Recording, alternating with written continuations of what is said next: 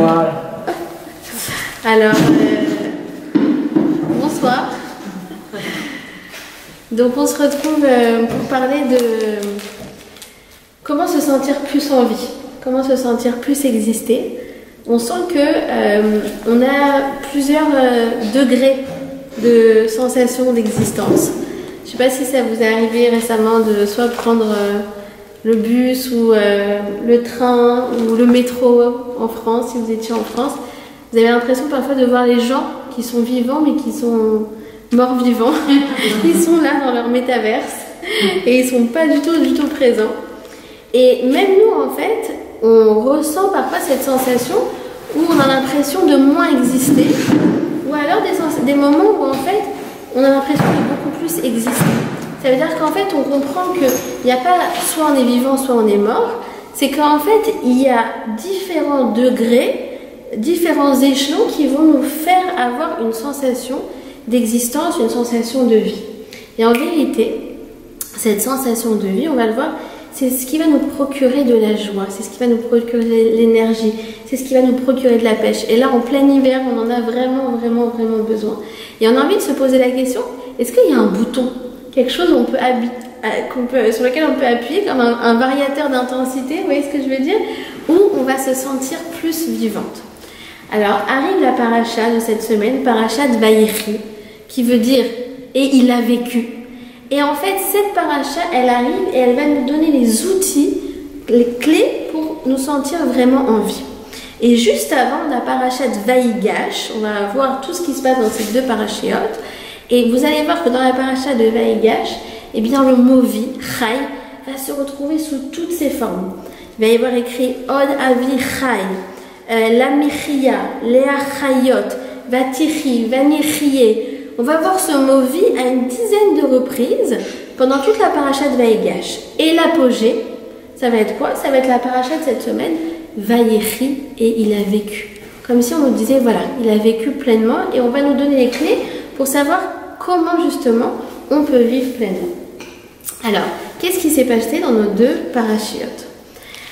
Eh bien, on a Yosef, vous vous rappelez qu'il a été vendu par ses frères et il s'est retrouvé esclave, puis prisonnier, et par un retournement de situation, eh bien, il se retrouvait vice-roi d'Égypte, d'accord?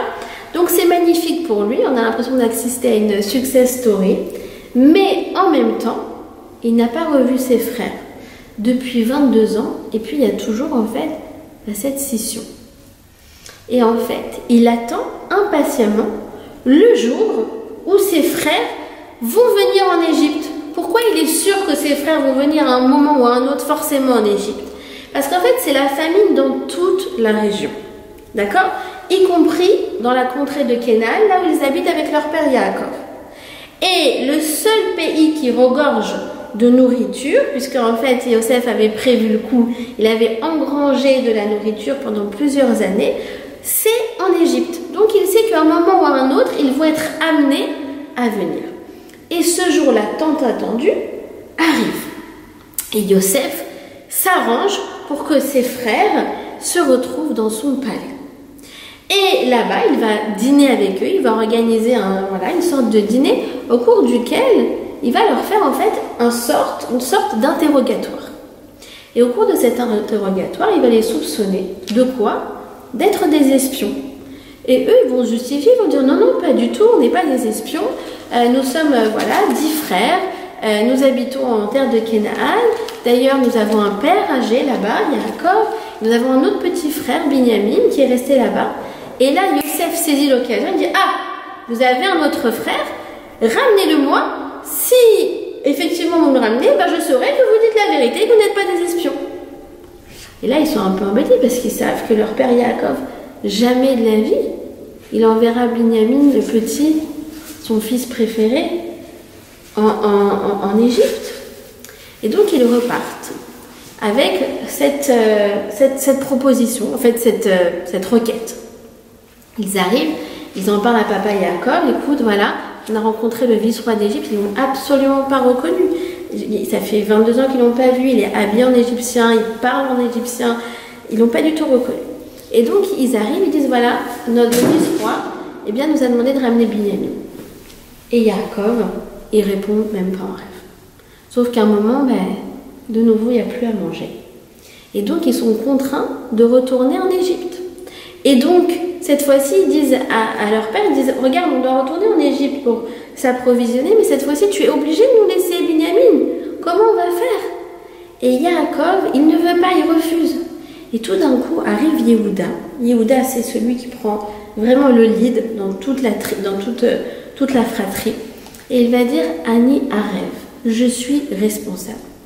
Ça veut dire que quoi? Ça veut dire que, quoi qu'il en soit, s'il arrive quoi que ce soit à Binyamin, sache papa que je serai prêt à donner ma vie pour lui. Et donc en fait, avec cette proposition de Yehuda, Yaakov va accepter, se rend compte qu'il n'a pas le choix, et il va accepter vraiment la mort dans l'âme, et il va envoyer Binyamin. Et donc ils vont se retrouver de nouveau en Égypte. Et de nouveau, ils vont se retrouver au palais de Yosef. Et là, quand Yosef va voir Binyamin, il va être très très ému, au point qu'il ne pourra pas se retenir de contenir ses larmes. Il va sortir, il va s'essuyer le visage, il va revenir, et de nouveau, il leur fait une sorte d'interrogatoire. Et il va les piéger. Il va prendre sa coupe d'argent, et il va la mettre dans le sac de Binyamin. Eux, ils n'ont rien vu. Et ils repartent, tranquillement, innocemment. Et là, Yosef envoie ses gardes, et les gardes courent après eux, ils disent « Pourquoi vous avez rendu le bien par le mal ?» Et là, ils répondent « Nous, on n'a rien fait. Ouvrez vos sacs. » Et là, ils vont ouvrir les sacs, les uns des autres, et ils vont trouver la coupe du vice-roi dans le sac de Binyamin. Et ils vont être effarés, et ils vont se prosterner, ils vont se mettre à terre, ils vont dire « On n'a rien fait. » Et là, en fait, Yosef leur dit « Non, vous inquiétez pas, je vous rassure. Je ne vais pas le tuer, Binyamin. Je vais juste le garder en tant qu'esclave à perpétuité. » D'accord? Et c'est là qu'en fait s'ouvre la paracha de Vaïgash Yehuda. Vaïgash Yehuda, il va se rapprocher de Yosef. Et à ce moment-là, en fait, il va faire un monologue très très émouvant en expliquant que c'est le fils préféré de Yaakov, et que si Yaakov il perd Binyamin, alors déjà qu'il a perdu Yosef, il va mourir, etc., etc. Et là, Yosef ne peut plus se contenir, et ça y est, il va enfin dévoiler son identité, et il va leur dire « Ani Yosef, est-ce que mon père est encore en vie ?» Bah oui, on l'a dit, ton père il est en vie, puisqu'il a dit « Mon père il nous attend, etc. » C'est-à-dire quoi? Pourquoi tu leur demandes « Est-ce que mon père est encore en vie ?» Parce que justement, Yosef, il va leur dire, c'est une question rhétorique. Il est en vie, mais quelle vie? Quelle vie il a de m'avoir perdu depuis 22 ans, de me pleurer tous les jours pendant 22 ans. C'est pas une vie, ça. D'accord? Donc déjà, on introduit cette idée qu'on peut être vivant, et en même temps, on peut être mort-vivant. Et c'est le reproche, en fait, que Yosef va leur faire aux frères. Il va leur dire, mais est-ce que vous avez pensé à papa en me vendant, en faisant tout ça? Et donc, ils vont s'excuser, ils vont se prosterner, ils vont beaucoup pleurer, et ils vont s'enlacer, ils vont se réconcilier, et vraiment avec le visage inondé de larmes, c'est comme ça que la famille va se réunir de nouveau. D'accord? Maintenant, regardez. Yosef, quand il se révèle, il va se le faire en deux temps.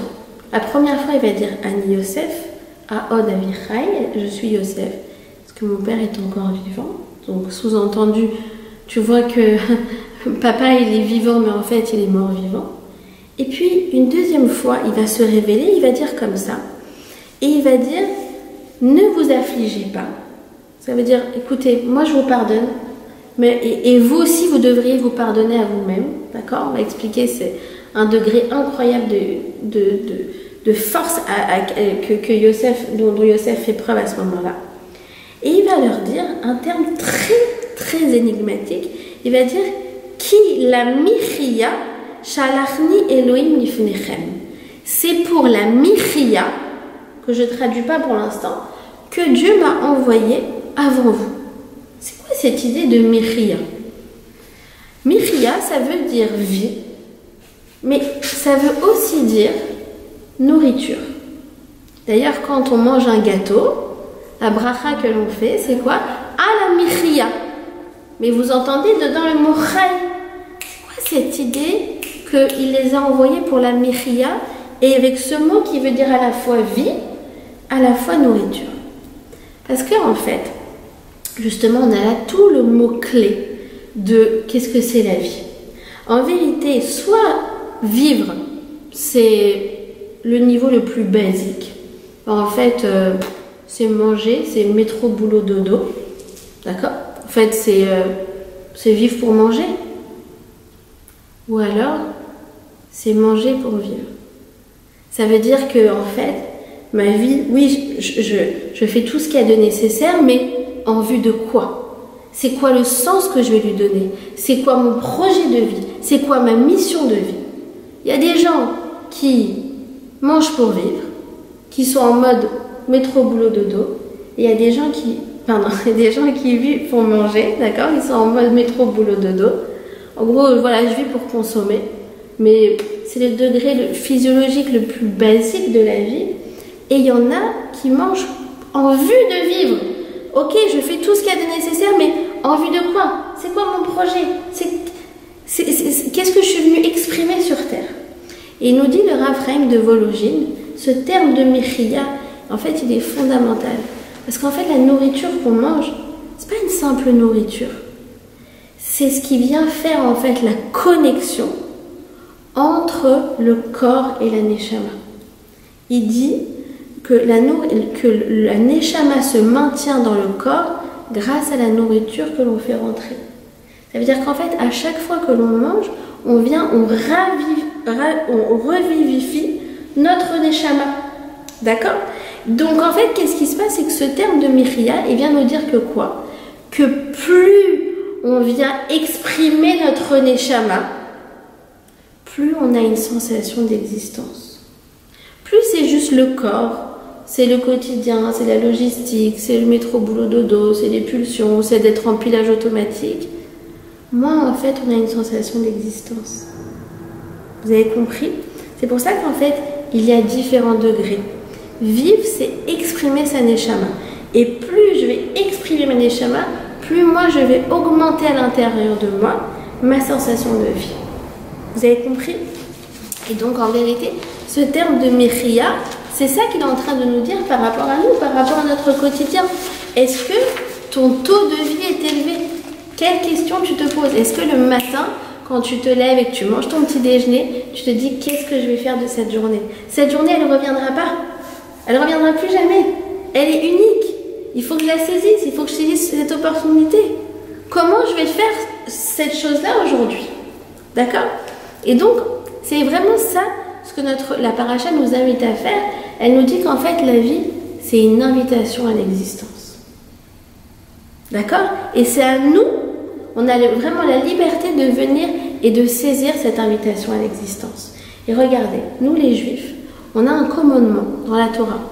Commandement fondamental, c'est peut-être le résumé de toute la Torah. Il y a écrit quoi? Il y a écrit « Bacharta b'chaim ». Tu choisiras la vie. On a un commandement tous les matins, quand on se lève, de manger notre petit déjeuner et de dire « Aujourd'hui, je choisis la vie ». Alors comment je fais? On a dit, on aimerait bien avoir le bouton. Sur quel bouton j'appuie pour choisir la vie?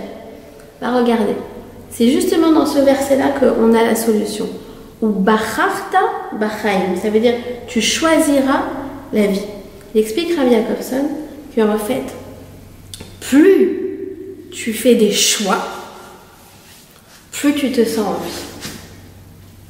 Plus tu choisis ce qui t'arrive, plus tu te sens en vie. Des fois tu dis oui mais on ne choisit pas ce qui nous arrive. D'accord? Je vais vous donner un exemple très simple. Quand j'étais en train de préparer le cours jeudi dernier, juste après, je devais préparer Shabbat. Et j'étais là, donc moi j'ai kiffé, je préparais mon cours, etc. etc. Arrivé préparation de Shabbat, je coupe mes carottes en mode morte vivante. Est-ce que ça va se finir? J'en ai pour 3-4 heures devant moi. Et à un moment je me suis dit, mais fais ce que tu dis dans ton cours. Et j'ai dit, mais je ne veux pas subir, je veux choisir. Et là je me suis dit, en fait tu peux subir de préparer ton Shabbat ou tu peux choisir de préparer ton Shabbat. J'ai allumé la musique à fond, j'ai coupé mes carottes, mais avec une sensation de vie, de dire allez, Baruch Hashem, on prépare Shabbat, on va avoir des invités, c'est la vie, c'est extraordinaire. Vous voyez ce que je dis? On peut tout faire comme ça. Comme le boulot. Tu peux aller en mode, de toute façon, il faut bien gagner sa vie, donc voilà. Et puis de toute façon, j'ai fait ces études, j'ai fait ce cursus, oui, bon, voilà. J'ai pas vraiment choisi, mais bon, on m'a dit d'aller dans cette voie-là, il y aura des débouchés. Ou alors tu dis non, je veux kiffer mon travail, je veux donner du sens. C'est pour ça qu'en hébreu d'ailleurs, vous remarquerez qu'il y a deux mots pour le mot travail. Il y a avoda. Avoda, c'est quand je me sens eved, quand je me sens esclave. Et il y a melacha. Melacha, c'est quand je me sens malka, quand je me sens reine. Et tout est comme ça. Je peux choisir d'être esclave, je peux choisir d'être reine. Je peux choisir de subir ou je peux choisir de choisir. D'accord? C'est ça en fait la question. C'est est-ce que je me laisse aller ou est-ce que je me prends en main? Est-ce que je subis ou est-ce que je choisis? Est-ce que je suis en mode réaction ou est-ce que je suis en mode action? Et en vérité, c'est jamais 0 ou 100%. C'est en fait à chaque fois, chaque opportunité dans la vie et chaque jour et chaque occasion, c'est l'occasion de nouveau d'augmenter et augmenter et augmenter notre intensité de vie. D'accord? Et c'est pour ça que, regardez le mot ratson en hébreu. Le mot ratson, il veut dire volonté. D'accord? Moi, j'ai un ratson. Et quand mon ratson s'exprime, qu'est-ce que ça donne? Ça donne le mot ratz. Je cours, je vais beaucoup plus vite, je galope, je me sens des vibrations. Je me sens bien. Ratz. Et ratson, c'est aussi les mêmes lettres que tsinor. Ça veut dire qu'en fait, qu'est-ce qui va se passer? C'est que quand moi j'active mon ratson, je me sens en phase avec ce que je vis. Alors tout d'un coup, les énergies à l'intérieur de moi, dans mes tsinorotes, dans mes tuyaux, d'accord, eh ben elles circulent. C'est pour ça que des fois qu'on est en mode un peu comme ça, alors on va chez le médecin ou l'ostéopathe ou le kinésiologue ou je sais pas quoi, elle me dit oui, il y a un blocage des énergies. C'est quoi ce blocage des énergies? C'est toutes nos volontés contrariées, nos volontés atrophiées quand on a l'impression de ne pas se réaliser. D'accord? Donc, justement, en fait, c'est cette idée-là de dire le fait d'exprimer mon ratson, c'est ça qui va me donner de l'énergie. D'accord? Alors, qu'est-ce qui va se passer? C'est que, eh bien, les frères, une fois la révélation de Yosef voilà, réalisée, ils se disent, mais ok, on va rentrer, on va annoncer à papa Yaakov que son fils, qu'il pleure depuis 22 ans, qu'il croyait mort, est vivant, mais ça peut lui faire un choc fatal. Vous êtes d'accord? Donc, qu'est-ce qu'ils vont faire? Ils vont lui envoyer sa petite fille, Sérar Bat Hacher, la fille de Hacher, qui joue merveilleusement bien de la harpe. Et cette petite fille, eh bien, va choisir de jouer de la harpe à son grand-père. Et pendant qu'elle joue de la harpe, elle va lui raconter une histoire. Elle va lui raconter l'histoire d'un enfant qui a été vendu, qui a été dévoré par des bêtes sauvages. Elle va lui raconter en fait l'histoire de Yosef. Et elle va terminer sa chanson par un refrain en disant « Oh Yosef Rai, oh Yosef Rai, oh Yosef Rai ». Yosef est vivant, Yosef est vivant, Yosef est vivant. Et en fait, au fur et à mesure, cette petite mélodie, elle fait son chemin dans l'inconscient de Yaakov et ça va le préparer à entendre la nouvelle. Et effectivement, les frères arrivent en trombe et à ce moment-là, un des frères dit « Papa, Yosef, il est vivant ». Et là, on va avoir une réaction très surprenante de Yaakov. Vous allez voir, on va se retrouver dans la même chose. Il va y avoir différents degrés de réaction. Et en fait, ça va nous dire quels sont les différents degrés, encore une fois, de vie. Premièrement, il lui apprirent la nouvelle. D'accord? C'est écrit comme ça. Il lui apprirent la nouvelle que Yosef vit encore. Mais son cœur resta froid. C'est le cœur de Yaakov. Ah bon? Il reste froid, quoi, il saute pas de joie. Pourquoi? Pourquoi il saute pas de joie? Bah parce que il est en quelque sorte sceptique. Il se dit attends, mon fils il est en vie, mais ça fait 22 ans qu'il est en Égypte, un pays idolâtre. Il nous a quittés, nous, sa famille, dans des conditions atroces. Qu'est-ce qu'il est devenu? Ça se trouve, il est vivant. mais il est loin de lui-même, il est loin de nos valeurs. Et donc en fait, il reste très très sceptique. Et qu'est-ce qui va se passer? C'est que on va avoir après un deuxième verset où on nous dit Vatiri, de nouveau, Vatiri Ruach Yaakov Avihem. Yaakov, il a un Ruach, comment dire, un vent de vie qui revient à lui. Qu'est-ce que ça veut dire? Pourquoi tout d'un coup, d'abord son cœur il reste froid, ça c'est la première étape. Et la deuxième étape, alors il se sent plus vivant. Qu'est-ce qui s'est passé entre-temps? Entre-temps, les frères, ils lui répètent le même message. Joseph, il est vivant. Mais cette fois-ci, ils vont lui apporter, en fait, un espèce de message secret que Joseph leur avait donné. C'était quoi ce message secret? C'était des agalotes, ce qu'on appelle des chariots, d'accord? Mais en fait, ces agalotes, c'est un message secret pour Yaakov. Ça fait référence à quoi? Au dernier instant de l'Imoud Torah, d'étude de la Torah qu'ils ont eu ensemble, Yaakov avec Yosef. Le dernier passage qu'ils ont étudié, c'est le passage qu'on appelle de la Egla à Rufa, d'accord? Donc Egla c'est agalote. Et en vérité, quand il envoie ça, c'est comme s'il disait à son père, tu sais, papa, je suis resté le même. Et d'ailleurs, je me souviens encore du dernier passage de la Torah qu'on a étudié, du dernier moment qu'on a eu ensemble. Et ça m'a accompagné pendant 22 ans. Et c'est ça qui m'a maintenue. On s'imagine Yosef pendant 22 ans qui répète ça comme un mantra. Le dernier moment qu'il a passé de l'Imoud Torah, d'étude de la Torah avec son père. Pour nous dire quoi? Pour nous dire, regarde, c'est vrai que je suis très loin, c'est vrai que je suis dans la galoute, mais regarde comment j'ai gardé mes valeurs. Tu vas voir, j'ai gardé le Limud Torah. Et tout ce que tu m'as transmis comme valeur, je l'ai gardé. Et là, à ce moment-là, ça y est, l'esprit de la vie revient à lui. Il nous dit le Targum Onkelos que pendant en fait 22 ans, Yaakov, la Shrina ne s'était pas révélée à lui. Pourquoi?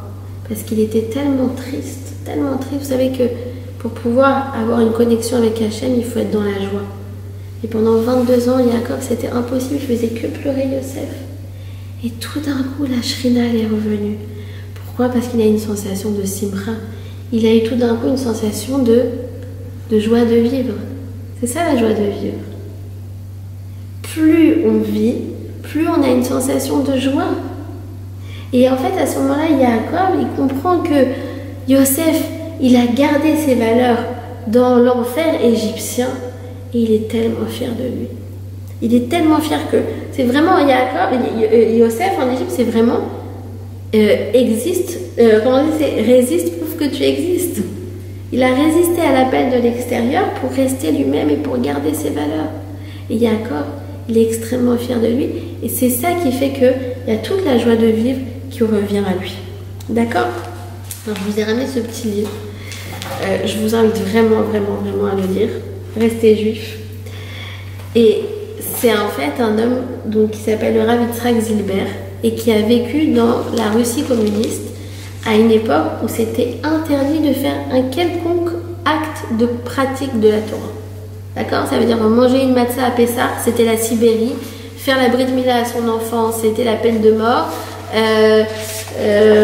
Allumer des bougies de Hanouka, c'était tu te faisais dénoncer par les voisins et tu te faisais jeter en Sibérie et récupérer ta maison. Enfin, ça pendant 70 ans.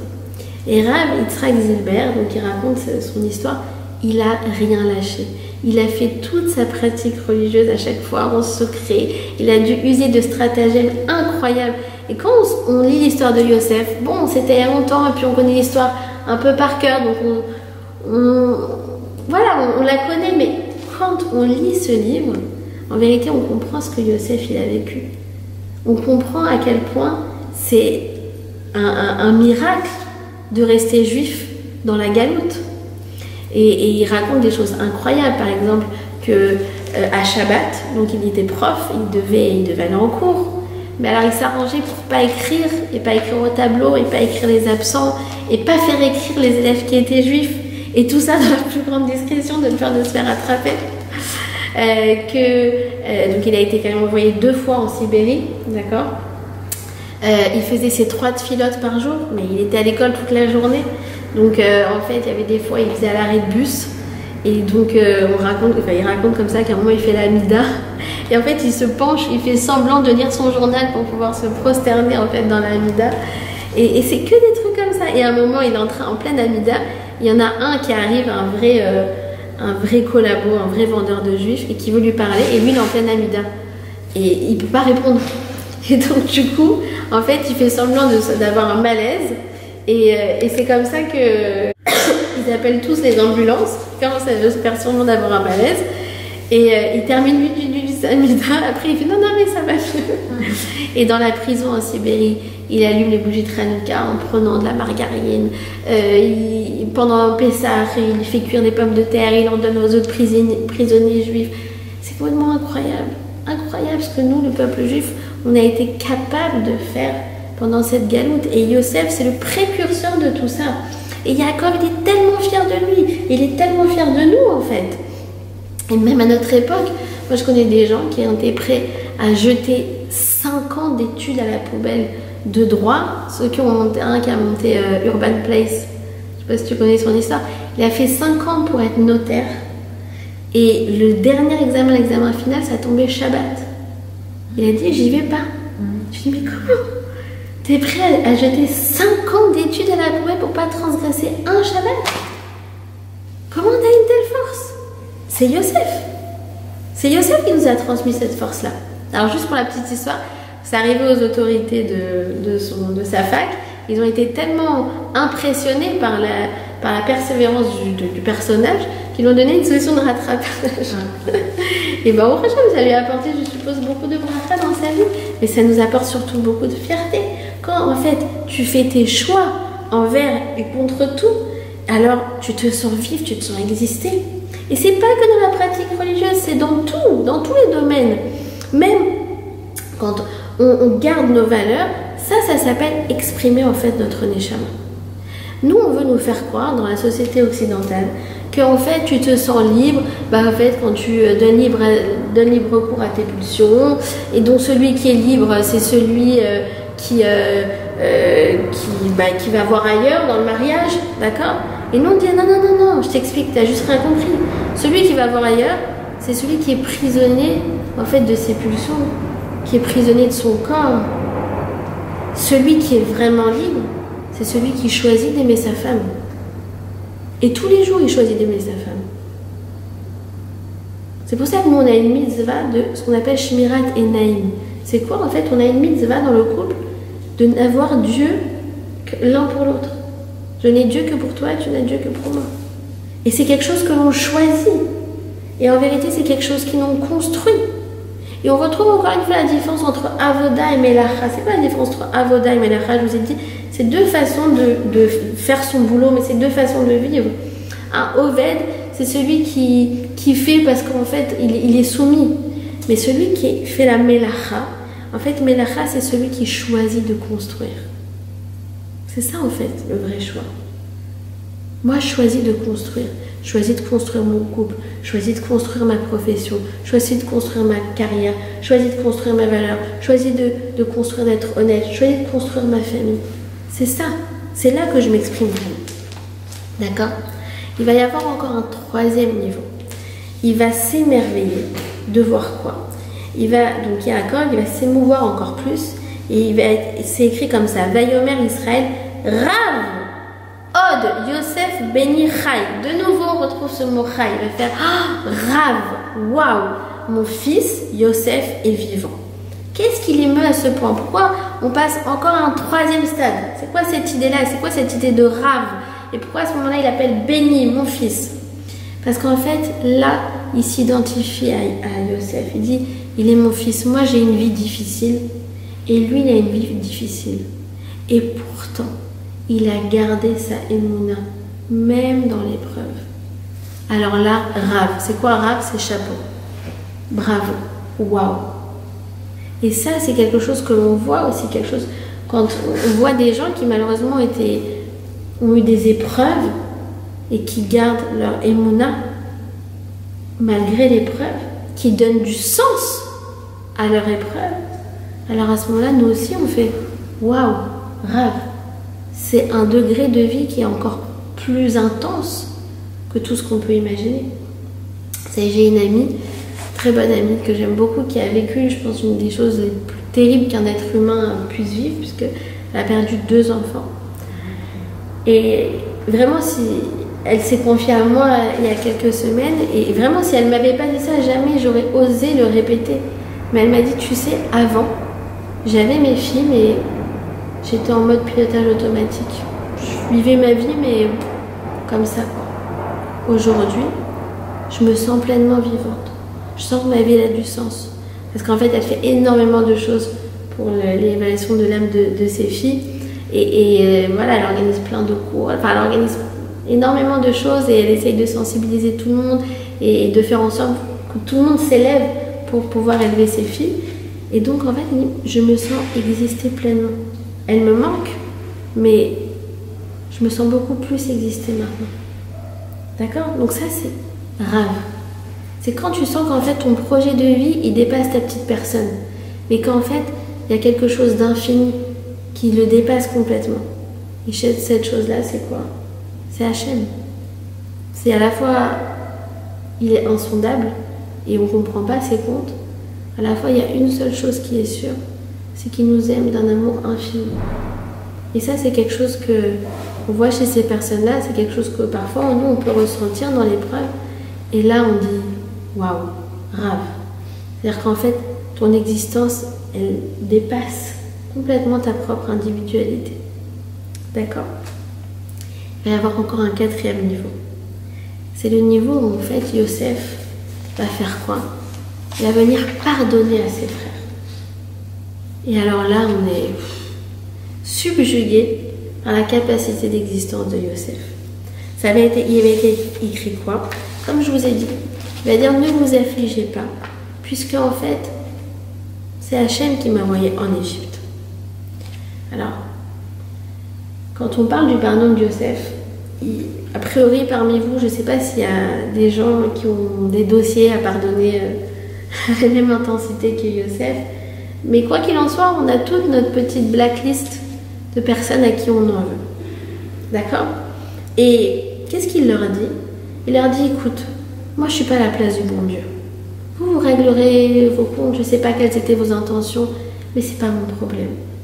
Il dit, le Rachim Akadosh, il dit, moi, Yosef, j'ai toujours perçu qu'il y avait quelque chose de positif dans mon histoire, même si je ne savais pas encore quoi. C'est ça qu'il leur dit. Et toutes ces années, je me suis dit, il y aura quelque chose qui va ressortir de ça. Et c'est ça qui lui a donné de la force. Et maintenant, il a sa réponse. Et nous aussi, on vit avec des questions, et on sait qu'à un moment, on aura notre réponse.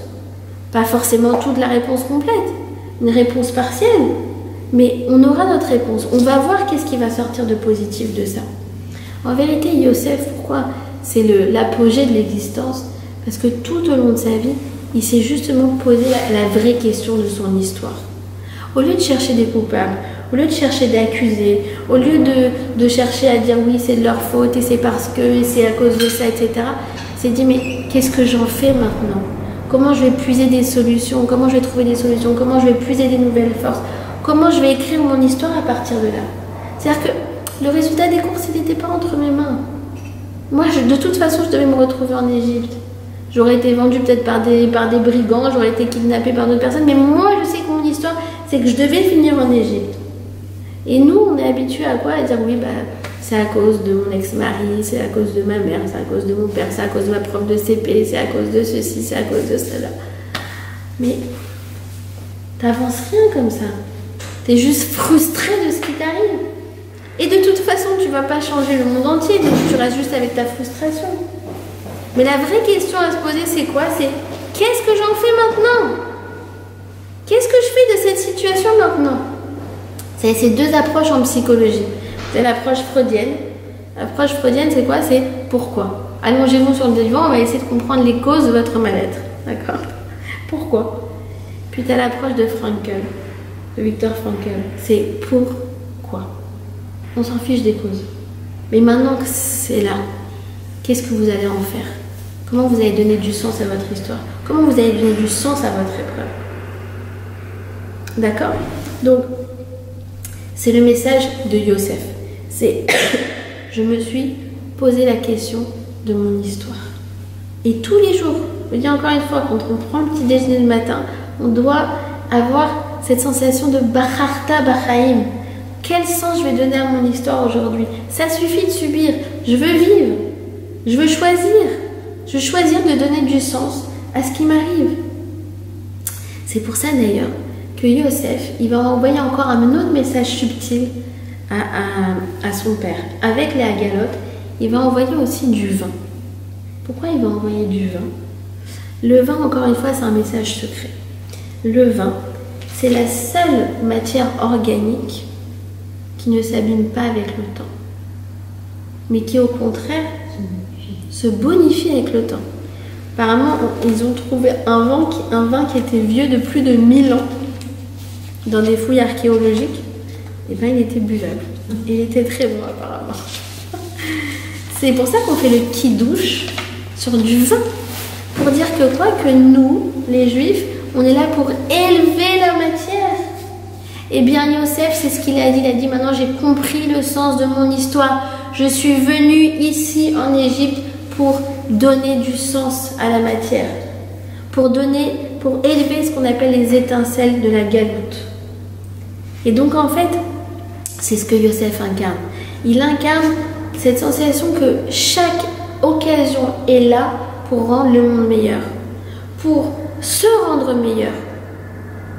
Et rien n'est là par hasard, rien n'est fortuit. À chaque fois que tu te retrouves dans le bus, dans le train, dans le métro, chez le médecin, à ton travail, c'est pas pour rien, c'est que tu as quelque chose à faire ici. Et personne d'autre au monde ne peut le faire à ta place. Même le plus religieux du monde, même Baba Saleh, même Rabbi David Pinto, même tous les grands tzadikim, ils ne peuvent pas faire ce que toi tu fais maintenant. Et ça aussi, c'est comprendre que la vie, c'est une invitation à l'existence. Qu'est-ce que je fais maintenant? On avait ce Shabbat, donc pas mal de monde, je fais à peu près une trentaine, je ne sais pas exactement combien. et donc à minuit, il commence à repartir. Mais là, il y en a 4 qui débarquent, qui disent on s'est trompé, on s'est perdu. Mais voilà, on est arrivé à côté de chez vous, on s'est dit c'est quand même bête de ne pas leur dire au revoir, de ne pas leur dire bonjour, quoi. Donc on est monté. Et là, moi je leur dis bah écoutez, c'est sympa, allez, bonne nuit. Et là mon mari fait ah ben super, bah on va ressortir les pistaches, les cacahuètes, et on va faire un petit cours. Et eux ils disent ah bah ok. Je ne sais pas lequel des deux est le plus fou parce que franchement c'est n'importe quoi. Bon, donc il ressort voilà tout l'apéro. Et ils sont repartis pour un cours à minuit jusqu'à 1h du matin. Et justement, ils posaient cette question-là. Ils posaient cette question de, mais nous, voilà, qu'est-ce qu'on fait? On travaille dans des startups, etc. C'est quoi notre but? C'est quoi notre mission? Et mon mari, justement, c'est ce qu'il leur a répondu. Il leur a dit, regarde, quand toi, tu gardes tes valeurs, justement, tu réponds pas aux mails de Shabbat, tu dis aux collègues, allez venez, on va tous au resto cachère. Vous avez prévu un truc hyper stylé, etc. Allez, on va aller au hummus du coin. J'ai été au date cache-route. Quand tu gardes tes distances avec les collègues hommes, alors que là-bas tout le monde est en mode copain, copine, etc., etc. Mais il dit tout simplement, quand tu restes souriante, on sait que toi tu représentes le judaïsme authentique, d'accord, même pas forcément à 100%, parce que souvent les Français, on a nos incohérences, d'accord, mais tu représentes quelque chose sur ton lieu de travail. Et juste que tu es sympa, et juste que tu souris, tu te rends pas compte de la portée de ton acte. Et je parlais aussi avec une autre femme à la synagogue, une Israélienne, elle m'a dit, mais qu'est-ce qu'on a comme chance, nous, à Tel Aviv, de vous avoir eu les Français. Vous êtes la meilleure aliyah. Je lui ai dit, mais franchement, merci, ça fait plaisir. Elle dit, mais c'est connu, les Français, c'est les tzadikim de Tel Aviv. C'est ceux qui ont fait que il y a beaucoup plus de restaurants cachers. C'est ceux qui ont fait que les mikvés, ils ont repris la vie. Il y a un mikvé qui a été fait entièrement, il a été refait entièrement par une famille française, qui est magnifique d'ailleurs sur Ben Yehuda. Bref, et ben, c'est pas stable toutes ces choses-là. C'est pas pour rien. Quand on se promène dans les rues de Allenby et de Yavne avec nos belles tenues à Shabbat, et ben ça fait quelque chose. Et ça, c'est comprendre que personne, mais personne ne peut le faire à notre place. On est le Yosef Hatzadik à notre bureau, on est le Yosef Hatzadik à Tel Aviv, on est le Yosef Hatzadik de tous les jours de la vie en fait. C'est une question qu'on doit se poser aussi quand on prend un petit déjeuner le matin. Comment aujourd'hui je vais être le Yosef Hatzadik de ma vie? Vous avez compris? Donc, il ne faut pas avoir de fausse modestie. C'est vraiment un état d'esprit à avoir. D'ailleurs, c'est en fait le sens de la Gdusha. Vous savez que Yosef dans les Sphirot, dommage, j'ai pas Myriam aujourd'hui, ce qu'on appelle le Yesod. Le Yesod, c'est la Gdusha. Il dit le Ramban, c'est pas la Gdusha, c'est pas un truc très très compliqué. C'est prendre chaque chose et lui donner du sens. Relier chaque chose à son but. D'accord? Donc se dire, si je suis dans cette situation, si je suis dans ce lieu, si je suis dans ce job, c'est que j'ai une mission. Il n'y a pas besoin de grande chorma. Juste, je vous ai dit être sympathique, souriante et faire les choses avec intégrité et la bonne humeur. Je pense qu'on a tout gagné. D'accord? Donc ça, c'est le message de Yosef. Il va y avoir également un deuxième personnage qui va intervenir dans notre paracha. C'est Yehuda. Yehuda, c'est celui, comme je vous ai dit, qui s'est engagé auprès de Binyamin. Et lui aussi, en fait, il va nous apporter un message complémentaire à celui de Yosef pour savoir justement comment vivre notre existence pleinement. C'est quoi cette idée? C'est qu'en fait, il va être Arev. Comme je l'ai dit, il va prendre en charge, il va être responsable de Binyamin. C'est quoi cette idée de Arev? Alors, Arev, c'est comme Erev, c'est comme la nuit. Dans la nuit, on ne distingue plus les choses, on ne distingue plus les formes. Quand on est Arev, on est responsable. Alors, c'est que la personne qui est responsable et l'autre, ils ne se distinguent plus. Par exemple, si toi, tu es Arev et qu'elle me doit de l'argent et qu'elle ne peut pas me payer, c'est toi qui dois me donner de l'argent. T'as compris? Ok? C'est ça, cette idée de Arev. Maintenant, Arev, en fait, c'est prendre en charge l'autre. Prendre en charge les problèmes de l'autre. En fait, c'est le message de Yehuda, c'est quoi? C'est poser la question, si je suis en interaction avec cette personne, bah, peut-être que je peux lui être utile. Le message de Yosef, c'est si je suis dans cette situation, peut-être que j'ai une mission. Le message de Yehuda, c'est vis-à-vis des autres. Tiens, si je l'ai croisée et qu'elle est sur mon chemin, et je sais qu'elle a un problème, peut-être que j'ai partiellement la solution à son problème. Vous allez voir que c'est exactement ce qu'elle nous dit cette paracha. D'accord? En fait, on nous dit que quoi? Que Yaakov, il va bénir chacun de ses fils à la fin de la paracha de Vayechi. Et chacun, avant de les bénir, il va dire en fait quelles sont leurs forces. Il a 12 garçons, d'accord, qui vont se réunir. Et en fait, à chacun, il va dire quelle est sa force. Shimon, toi, c'est la force physique, mais il faut l'utiliser à bon escient. Asher, toi, c'est la richesse. Tu vas pouvoir aider les autres. Zevulun, toi, c'est le sens du business. Issachar, toi, c'est le rabbin. Yehuda, toi, c'est la responsabilité, etc., etc. C'est-à-dire qu'en fait, chacun, il va tout simplement les inviter à connaître leurs forces pour pouvoir se rendre encore mieux utiles vis-à-vis des autres. Nous sommes issus de cette fratrie, de ces 12 frères. Parce qu'en fait, au sein du peuple juif, on a pour vocation à être un peuple hétérogène, avec différentes composantes. Et la question, c'est de se poser, mais moi, quelle est ma force? Qu'est-ce que je peux apporter aux autres? D'accord? Maintenant, ces 12 frères, ils vont engendrer plus tard 12 tribus. D'accord? Et ces tribus, dans le désert, elles vont se déplacer avec ce qu'on appelle un drapeau, avec un étendard, qui s'appelle en hébreu Nes. D'accord? Vous allez me dire, mais c'est bizarre, Nes, c'est miracle. D'accord? C'est aussi Nescafé, mais c'est miracle. C'est quoi cette idée de drapeau et de miracle? C'est quoi cette idée de Nes? Alors écoutez bien ce qu'il nous dit le Juillet Pinchas, c'est juste magnifique. Il dit comme ça, qu'en fait, donc il rapporte le Sfat Emet, qui dit que Hachem, il a prévu une solution à tous les problèmes. Il a prévu, en fait, que tous les besoins puissent être rassasiés sur terre. Mais De façon volontaire, il n'a pas mis la vanne de ce dont j'ai besoin au-dessus de chaque récepteur. Il faut en fait qu'on se donne la main les uns des autres, on crée une circularité de ressources et c'est comme ça qu'on va réussir à se faire passer les choses. Par exemple, une copine qui cherche un chidour. Ah oui, mais attends, j'ai entendu parler du cousin, de machin, de trucs. Juste une petite idée, peut-être ça va marcher, peut-être ça va pas marcher, mais si ça m'est arrivé aux oreilles, c'est forcément que dans ma vanne de bracha, j'ai partiellement la solution pour elle. Tiens, elle a besoin d'argent. Bah, moi, je peux peut-être pas lui donner, mais je connais quelqu'un qui donne exactement pour les gens de cette situation-là. Etc., etc. Elle a besoin d'une femme de ménage. Attends, je vais passer un coup de fil. Peut-être que ma cousine, elle connaît ceci, cela.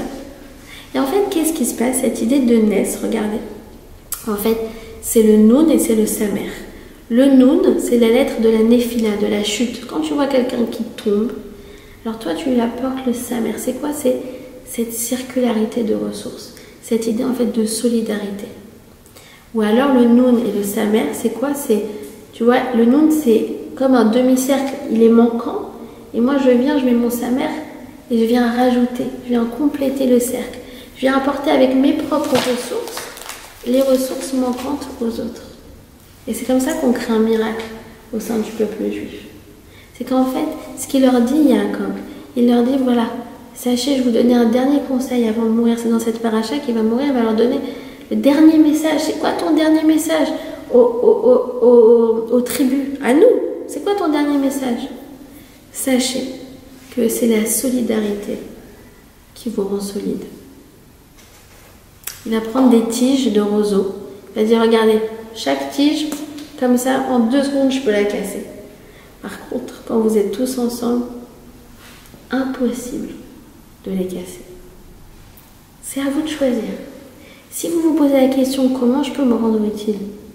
Si vous vous posez la question, qu'est-ce que je peux faire pour l'autre? Alors vous allez voir que vous allez, en fait, être beaucoup plus fort. Vous avez compris? Donc, c'est ça, en fait, qui va apporter. C'est pourquoi ils ont la bracha. Parce qu'en fait, justement, c'est cette chose-là qui donne la bracha. La bracha, c'est pas forcément d'avoir beaucoup. Mais la bracha, c'est d'avoir des ressources qui sont bien réparties. Et c'est quoi aussi la bracha? La bracha, c'est d'avoir conscience de ce qu'on a. Et quand on donne, quand on est dans une posture de donner, alors on réalise ce qu'on a. Et plus on réalise ce qu'on a, et plus on a envie de partager. C'est un cercle vertueux. Vous avez compris? Donc si vous voulez, c'est ces deux personnages-là. Yosef qui nous dit quoi? Qui nous dit, si tu es dans cette situation-là, c'est forcément pour que tu en fasses quelque chose. Et Yehuda, il te dit quoi? Il te dit, si tu es dans cette interaction-là, avec cette personne, c'est parce que forcément tu as quelque chose à lui apporter. Et en vérité, ces deux choses, ces deux messages que Yosef et que Yehuda nous apportent, c'est ça qui va nous donner en fait la sensation d'existence. Pourquoi je suis là? Pourquoi elle est passée devant moi et elle sanglotait? C'est forcément que j'ai quelque chose à lui apporter. Vous avez compris? Et donc c'est ça qui va me remplir. C'est comprendre que, en fait, un juif, il ne doit pas se poser la question de ce qu'il attend de la vie. Mais il doit se poser la question, qu'est-ce que la vie attend de lui? Quand tu dis ce que j'attends de la vie, en fait, tu es dans un degré d'existence qui est moindre. Mais quand tu te poses la question, tu dis, qu'est-ce qu'aujourd'hui la vie attend de moi? Tu es dans une existence pleine. D'accord? Et ça, il faut comprendre que c'est grâce à la contribution de chacun qu'on va pouvoir, en fait, arriver à cette unité-là et arriver, en fait, à construire tous ensemble. C'est pour ça que cette paracha-là, il nous dit, le Maharal, c'est en fait, elle nous donne la clé de la Géoula. C'est la paracha de la Géoula. Pourquoi? Parce qu'en fait, la Géoula ne peut pas venir sans la contribution de chacune d'entre nous. Des fois, on se dit, mais non, mais moi, qu'est-ce que c'est ma contribution? Il y a des gens beaucoup plus religieux, des gens qui étudient, des gens ceci, des gens cela. Non, non, non, non. Mais eux, ils ne sont pas à ta place. Et à ta place, il n'y a que toi qui peux faire ce que la vie attend de toi. Il n'y a personne d'autre. Et ta contribution, plus la contribution de chacune, alors à ce moment-là, ça va faire en sorte que la Géoula va arriver. D'accord? Donc pour ça, il faut prendre conscience de notre unicité, prendre conscience de notre spécificité, prendre conscience de nos forces et réaliser que là où je suis, eh bien c'est là où je dois, me réaliser. Voilà. Est-ce que vous avez des questions ?